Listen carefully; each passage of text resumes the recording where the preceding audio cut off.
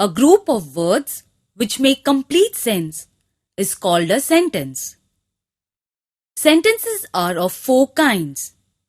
They are assertive sentences, interrogative sentences, exclamatory sentences, imperative sentences. A sentence that makes a statement is called a declarative or assertive sentence. Humpty Dumpty sat on a wall. It is raining very heavily. A sentence that asks a question is called an interrogative sentence. Do you have a pen? Where is your house? A sentence that expresses strong feeling is called an exclamatory sentence. How cold the ice cream is! What a clever boy he is! A sentence that expresses a command or request is called an imperative sentence. Be quiet. Please let me come in. Parts of speech.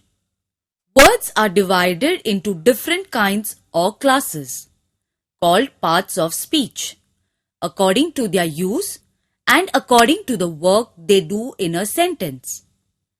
The parts of speech are 8 in number: noun, adjective, pronoun, verb, adverb, exclamation, conjunction, preposition.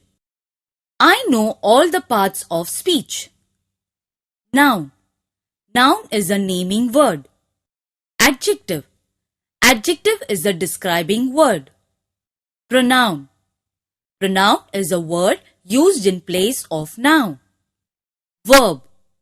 Verb is an action word. Adverb.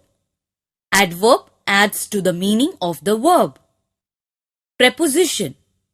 Preposition is a relation-telling word. Conjunction. Conjunction is a joining word. Exclamation. Exclamation is a word that expresses feelings.